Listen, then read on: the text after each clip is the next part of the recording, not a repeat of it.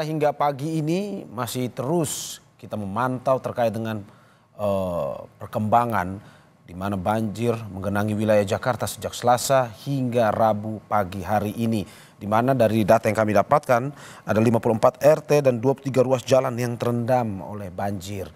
Selain tadi yang kami sudah bahas yang berada di wilayah Jakarta Utara tepatnya di Kelapa Gading pun juga yang berada di wilayah Jakarta Timur tepatnya di wilayah Kebonpala. Dan sejumlah daerah saudara masih terus terendam banjir akibat dari intensitas hujan yang begitu tinggi sejak Selasa kemarin. Dan pertanyaannya apakah hingga saat ini di bulan-bulan Januari menuju Februari ini Jakarta diprediksi akan mengalami intensitas hujan yang cukup tinggi dan merata di setiap harinya. Kita saat ini saudara sudah terhubung dengan Kepala BMKG Dwi Korita Karnawati. Selamat pagi Bu Dwi Korita.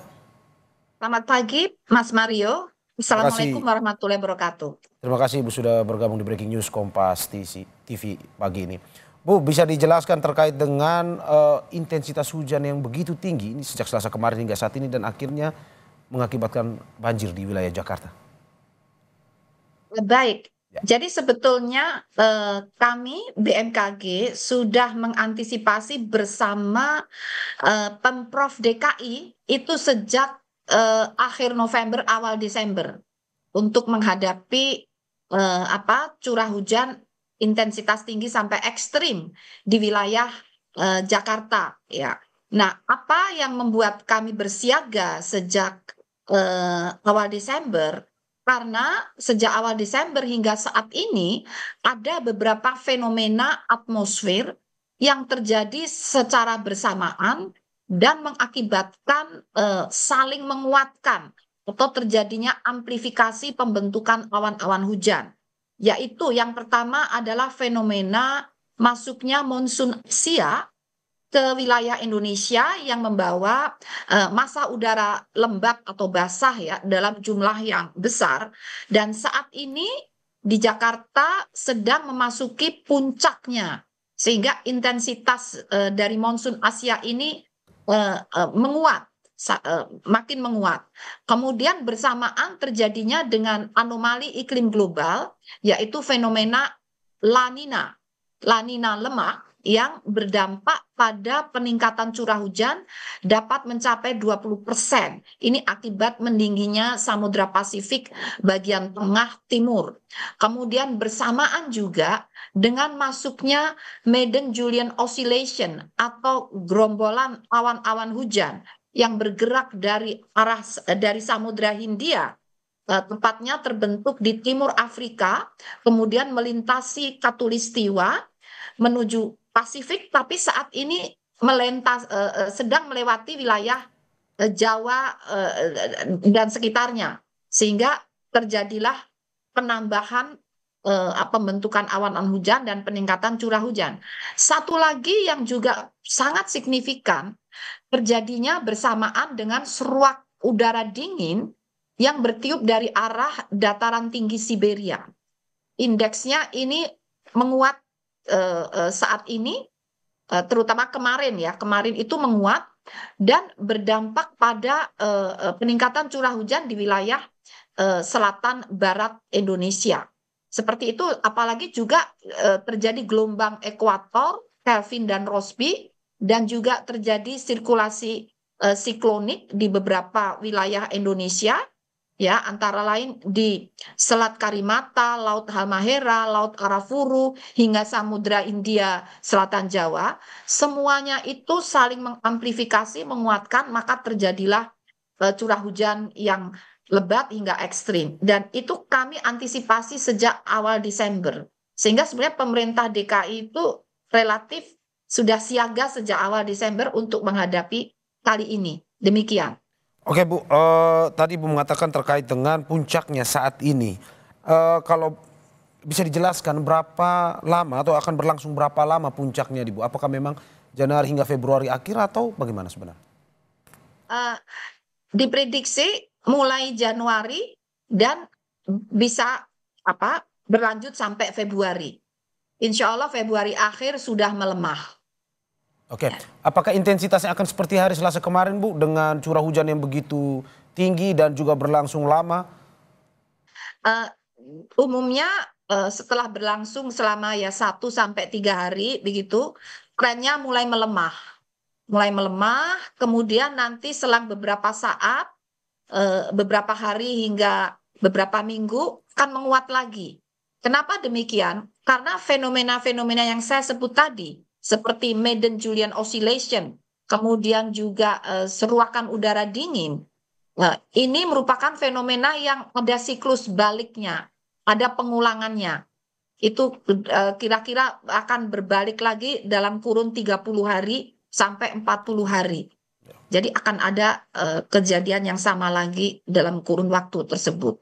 Demikian. Oke, Bu, apakah akan merata di seluruh wilayah Jakarta atau akan ada mungkin saja di wilayah-wilayah Jakarta yang lebih spesifik atau di pinggiran Jakarta, perbatasan misalkan di Bekasi, Tangerang? Nah, itu sulit kami sampaikan sekarang ya, karena itu juga tergantung dari arah dan kecepatan angin, Ya. gitu ya. Kalau jadi kadang bisa hanya di wilayah tertentu, misalnya Jakarta Selatan aja atau Jakarta Barat, tapi bisa juga merata. Jadi tergantung anginnya, bagaimana kecepatan dan arah angin. Tapi poinnya waktu itu kami dengan Bapak Gubernur ya siaganya seluruh DKI, seluruh Jakarta gitu. Gitu. Jadi tidak khusus Jakarta Utara, jadi tidak kami menganggap eh, peluangnya akan sama terjadi di seluruh wilayah Jakarta. Ini kesiapsiagaannya loh ya. Tentang kejadiannya nanti bagaimana prediksi anginnya. Demikian. Oke, Arah Bu. dan kecepatan angin ya. Oke, seperti yang Ibu sampaikan tadi bahwa sudah ada prediksi bersama Pemprov Jakarta sejak Ya. bulan November kemarin. Dari prediksi yang dilakukan saat itu, apakah dari BMKG juga memberikan usulan-usulan terkait apa yang harus diantisipasi terkait dengan ini pada Pemprov DKI? Jadi yang kami sampaikan adalah Ya. kemungkinan jadi gini, ini kan suatu data dan fakta ya. Dengan adanya perubahan iklim global ini, maka intensitas hujan itu trennya semakin menguat, frekuensi kejadian ekstrim semakin sering, dan durasinya makin panjang. Sementara itu, sarana prasarana pengendalian sumber daya air itu kan dibangun beberapa puluh tahun yang lalu.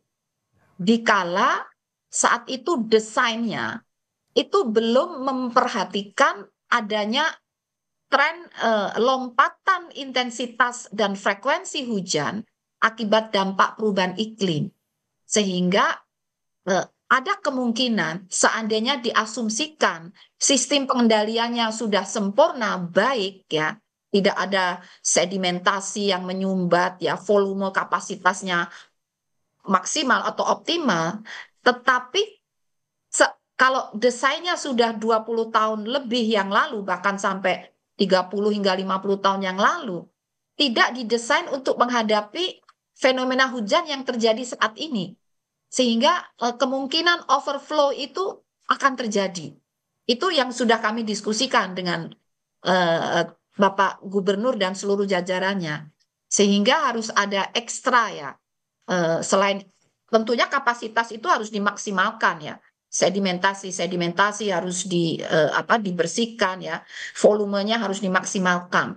Kemudian juga pemompaan ya, kemungkinan tergenang itu juga sangat mungkin terjadi. Selain kapasitasnya memang tidak dirancang untuk menghadapi ekstrim yang terjadi saat ini, juga barangkali pemeliharaannya juga harus ditingkatkan ya, dalam konteks volume kapasitas tampungnya harus dijaga. Seperti itu menjadi bahan pemikiran saat itu, dan nampaknya ya nampaknya pemerintah Provinsi Jakarta mewaspadai hal tersebut. Demikian. Oke, Ibu mau bilang bahwa fenomena hujan pada tahun ini berbeda dengan tahun-tahun sebelumnya. Bukan begitu. Jadi fenomena semakin ekstrim ini paling tidak ada tren peningkatan sejak tahun 80-an ya. Ya. Dan sekarang semakin gitu loh. Oke. Jadi padahal sistem tata kelolanya misalnya didesain sebelum tahun 80 gitu ya. Oke. Tapi memang selalu ada peningkatan setiap tahunnya, Pak. Berarti tahun ini lebih meningkat dari tahun kemarin, Bu? Karena tahun kemarin itu fenomena anomali iklim globalnya El Nino. El Nino itu sifatnya membuat kering, mengakibatkan musim kering yang berkepanjangan. Sehingga musim hujan tahun lalu itu ditahan, dihambat oleh El Nino. Kalau sekarang kan La Nina itu malah menambah curah hujan. Tapi tahun lalu itu curah hujan menjadi menurun karena fenomena iklim globalnya adalah El Nino yang sifatnya kering. Nah, namun tahun 2020, 21, 22 lebih tinggi dari saat ini. Karena saat itu 3 tahun berturut-turut terjadi La Nina moderat. Sehingga lebih tinggi. Kali ini tidak setinggi tahun 2020. Insya Allah.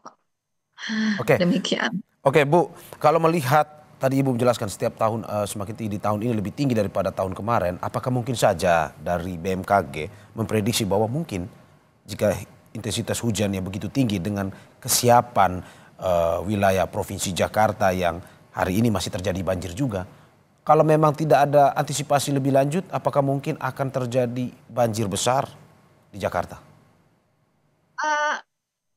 Kalau kali ini insya Allah tidak sekuat 2020. Oke. Karena 2020 La Ninanya La Nina moderat. La Nina itu tadi fenomena iklim, anomali iklim global yang mengakibatkan peningkatan curah hujan. Ya. Tahun 2020 peningkatan curah hujan yang terjadi akibat La Nina moderat itu bisa sampai 70 hingga 100%. Ya. Kali ini 20%. Ini secara teori ya. Insya Allah secara teori. Ya. Namun kalau kapasitas tampungan atau resapan air sudah sangat berkurang, meskipun curah hujannya seandainya tidak selebat tahun 2020, tapi kalau kapasitasnya semakin berkurang, itu ya dampaknya bisa kurang lebih sama. Jadi juga tergantung lingkungan dan bagaimana sistem drainase sungai-sungainya apakah sudah penuh sedimen sehingga volume tampungannya kan tidak bisa optimal itu. Jadi juga tergantung hal tersebut. Oke, dari Bu Dwi sendiri melihat hari ini masih terjadi banjir di beberapa wilayah di Jakarta, hampir seluruhnya. Apakah menurut Bu Dwi kesiapan Pemprov Jakarta itu sudah siap, ini terutama menghadapi jika pada akhirnya terjadi atau fenomena hujan yang lebih tinggi lagi intensitasnya? Sebetulnya kalau kami melihat langsung ya, itu sebetulnya Pemprov itu sudah siaga sejak lama. Tapi sekali lagi, kesiapsiagaan itu apakah sudah ditopang dengan sarana prasarana yang memadai? Itu poinnya. Sehingga solusi jalan pintasnya ya, kalau kira-kira kapasitas tampungannya memang sudah tidak mampu seandainya untuk mengendalikan ya, itu sistem peringatan dini yang diperkuat. Yang penting masyarakat, rakyatnya itu selamat. Jadi ada peringatan dini, kemudian diungsikan sebelum itu terjadi. Sehingga satu-satunya jalan, bukan satu-satunya, salah satu jalan keluarnya adalah di mana kita tidak dalam kondisi kapasitas infrastruktur yang memadai, lingkungan yang memadai, sistem peringatan dini adalah penyelamat. Yaitu mengungsikan mereka sebelum banjir itu datang. Demikian. Terima kasih Kepala BMKG Dwi Korita Karnawati, semoga apa yang disampaikan memberikan masukan juga. Tidak hanya soal antisipasi tapi juga peringatan dini kepada masyarakat Jakarta terutama agar bisa waspada terhadap fenomena hujan yang tinggi yang akhirnya menyebabkan banjir di wilayah Provinsi Jakarta. Terima kasih sekali lagi Ibu, sehat selalu.